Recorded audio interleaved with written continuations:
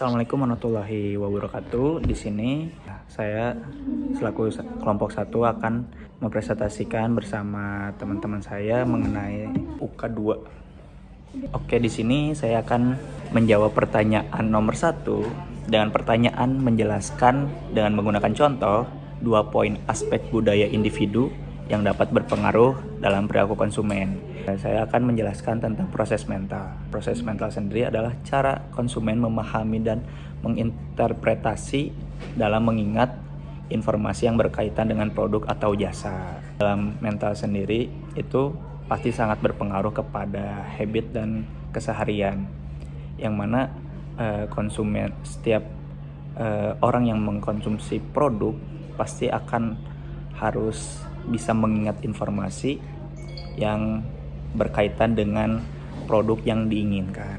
Pembelajaran sendiri adalah perubahan perilaku konsumen yang terjadi karena pengalaman atau pengetahuan yang diperoleh dari konsumen produk atau jasa. Adapun contoh dari proses mental dan pembelajaran nih, konsumen yang ingin membeli sepatu olahraga mungkin pasti akan mencari informasi yang lebih banyak, mencari tahu tentang mereknya, model, dari segi harga dan kualitas. Untuk poin yang kedua, saya akan menjelaskan tentang kesadaran diri dan ruang atau self-awareness and space. Dari proses kesadaran diri atau self-awareness dan ruang atau space, sebenarnya itu juga dapat mempengaruhi perilaku konsumen. Dan cara ini juga ada beberapa cara. Contohnya seperti yang pertama, yaitu kesadaran diri, yaitu self-awareness. Contohnya itu kita bisa lihat pada seorang konsumen yang memiliki kesadaran diri yang tinggi tentang kesehatan dan berkelanjutan, mungkin memilih produk organik dan ramah lingkungannya. Ruang dan desain dalam ruang belanja itu dapat mempengaruhi itu perilaku konsumen. Contohnya itu misalkan kita memiliki sebuah toko yang dirancang dengan pencahayaan yang nyaman dan tata letak yang teratur. Bahwa toko itu kita melihat pencahayaan yang terang, habis itu tata ruang yang rapi, terus habis itu ruangan yang bersih, itu bisa memunculkan mindset dalam konsumen itu sebagai salah satu toko yang positif, itu dalam kurung toko yang yang baik lah bisa dibilang untuk seorang konsumen. Baik, di sini saya akan menjawab salah satu poin dari pengaruh kelompok rujukan terhadap perilaku konsumen individu adalah bahwa kelompok rujukan dapat mempengaruhi perilaku konsumen dalam menjawab pertanyaan mengenai produk atau layanan yang di-advertise. Kelompok rujukan yang efektif dapat memainkan peran penting dalam proses pembelian produk atau layanan. Sebagai contoh, kelompok rujukan dari mitra jahata yang dapat mempengaruhi perilaku pembelian rekayasa, yang merupakan salah satu faktor penting dalam pengambilan keputusan pembelian. Beberapa poin penting terkait kelompok rujukan dan perilaku konsumen individu meliputi: yang pertama, ada kelompok rujukan yang baik dapat memainkan peran penting dalam proses pembelian produk atau layanan.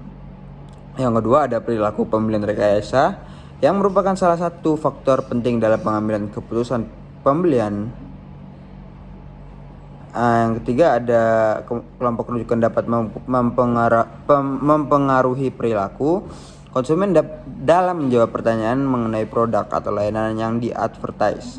Yang keempat, ada dalam konteks pemasaran, kelompok rujukan dapat mempengaruhi perilaku konsumen individu dengan menyediakan informasi yang relevan dan berkesan tentang produk atau layanan yang di-advertise.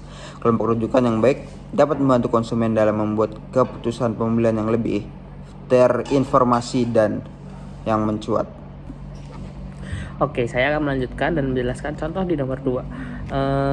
Sebagai contoh, jika pengaruh kelompok rujukan terhadap perilaku konsumen individu adalah ketika seseorang membeli produk yang terinspirasi dari atau terinfluence dari artis-artis. Itu adalah sebagai salah satu contoh kelompok rujukan terhadap perilaku konsumen, karena dengan kita melihat artis, dengan kita melihat influence, dengan kita melihat tokoh yang terkenal, kita menjadi percaya terhadap produk tersebut. Kita juga dapat memberikan informasi, saran, dan apapun yang dapat mempengaruhi sikap perilaku konsumen dalam mengambil keputusan tersebut. Oke, baik. Jadi selanjutnya saya akan menjelaskan tentang nilai pribadi dan konsep gaya hidup dari aspek kepribadian individu. Nilai pribadi itu merupakan perilaku normal untuk seseorang individu. Nilai pribadi itu yang sadar akan lingkungan dapat mempengaruhi perilaku konsumsi seseorang dengan mendorongnya untuk memilih produk ramah lingkungan sebagai tindakan nyata dalam mendukung nilai tersebut. Terus adapun konsep gaya hidup. Nah, konsep gaya hidup ini merupakan pola di mana hidup untuk menghabiskan waktu dan uang. Contoh dari gaya hidup ini, contoh dari gaya hidup sehat itu dapat memotivasi seseorang untuk memilih makanan organik atau mencari produk-produk kesehatan gitu. Jadi lebih lebih berfokus ke gaya hidup yang lebih sehat. Terus sehingga mempengaruhi pilihan konsumsi mereka secara positif terhadap kesehatan. Dari konsep hidup dan nilai pribadi yang sudah disebutkan tadi, maka ini merupakan contoh dari nilai pribadi tersebut. Misalnya, seseorang dengan nilai pribadi, dengan kesadaran lingkungan dan gaya hidup ramah lingkungan, mungkin akan cenderung memilih produk-produk yang diproduksi secara berkelanjutan atau memiliki label yang ramah lingkungan. Dengan demikian, nilai pribadi dan gaya hidup individu secara bersama-sama membentuk preferensi konsumen mereka. Selanjutnya, nomor 4, sikap peran keluarga memiliki dampak yang signifikan dalam perubahan sikap konsumen.